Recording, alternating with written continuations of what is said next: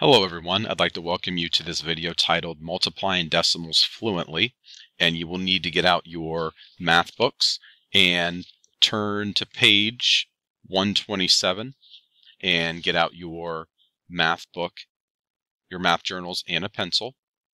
Now you can see the learning objectives for today is we're going to take a look at multiplying a decimal by a whole number first of all, and then also multiplying a decimal by a decimal fluently. So let's go ahead and get out your math supplies and we'll get started with the video. Now let's jump over to page 129 and we're going to take a look at number 7 there at the bottom of page 129. Now whenever you multiply decimals by whole numbers or decimal by decimals, you do not need to line up a decimal at all. What you want to do is just line up the digits. Okay, and I'll show you what I mean by that. Now, even though our factors, we have 9 and 24 hundredths, even though 9 is first, what I'm going to do, since there's something called the commutative property of multiplication, in other words, it does not matter the order that I multiply numbers in, I'll still get the same answer. I'm going to have my 24 hundredths at the top, and then I'm going to multiply that by my 9.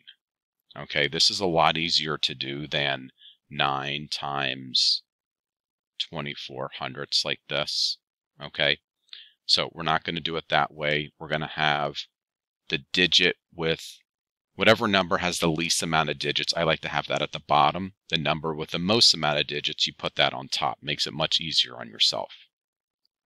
Now, the tip for multiplying decimals by whole numbers or decimal by decimals is the total amount of digits to the right of the decimal in my problem will need to equal the total amount of digits to the right of the decimal for my product or for my answer.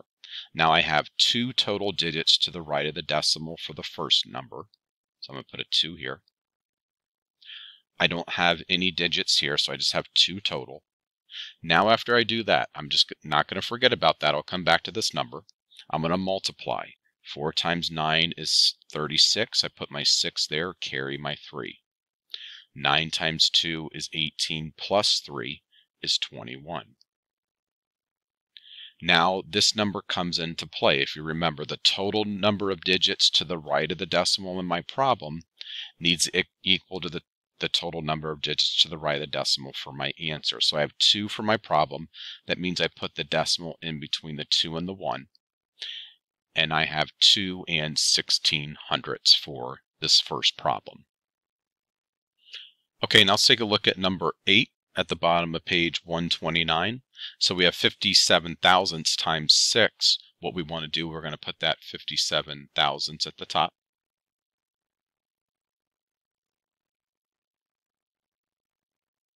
I'm going to multiply it by 6.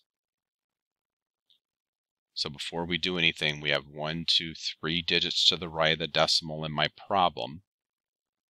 That means 3 will need to be to the right of the decimal for my answer. So we're going to multiply. 6 and 7 is 42. Put my 2 there, carry my 4. 5 times 6 is 30, plus 4 is 34. I don't need to multiply 6 times 0 because that gives me 0 or the other 6 times 0. Now I have 3 digits to the right of the decimal for my problem. That means 3 digits need to be to the right of the decimal for my answer, so I put my decimal right in front of the 3. There's a little bit of a gap between the 4 and the 2, but that's okay. I can even put a 0 there, so we have 342 thousandths for number 8. Again, what you want to do, whichever number has the most amount of digits, put that on the top of this multiplication problem. Makes your life a lot easier. Now let's jump all the way over to page 131. We're going to work on number 1. So you can see with this, we have 3 and 2/10 times 6/10. So we're multiplying decimal by decimal. So we have 3 and 2/10, once you write this out with me, times 0 and 6/10. So got to figure out how many total digits are to the right of my decimal. I have a total of 1, 2 total. So I have 2 digits to the right of my decimal here. Okay, so I'm going to remember that, it'll help me know where to place my decimal for my next at the very end. So now we do 6 and 2 gives me 12. Put my 2 there, carry my 1. 6 times 3 is 18, plus 1 is 19. So I come back to this number, 2 total digits to the right of the decimal for my problem. That means 2 have to be to the right of the decimal for my product, for 1 and 92 hundredths for problem number 1.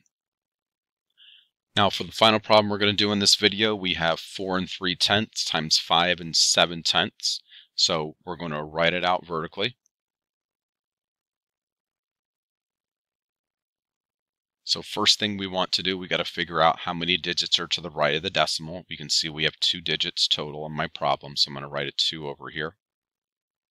Now we're going to multiply. 7 and 3 gives me 21. Put my 1 there, carry the 2. 7 times 4 is 28, plus 2 is 30. Now I'm going to come to my ones place. I'm going to put a holding 0 here. Now I'm going to start multiplying. Don't forget that holding 0. It can be really easy to forget. 5 times 3 is 15. Put my 5 there, carry my 1. 5 and 4 is 20, plus 1 is 21. Now I'm going to add all my digits together. 1 and 0 is 1. 5 and 0 is 5. 3 and 1 is 4. Let me just bring our 2 down. 2 total digits to the right of the decimal for my problem. 2 total digits need to be to the right of the decimal for my answer for 24 and 51 hundredths. So this concludes the video on multiplying decimals fluently. If you have any questions about this concept, please come and see me.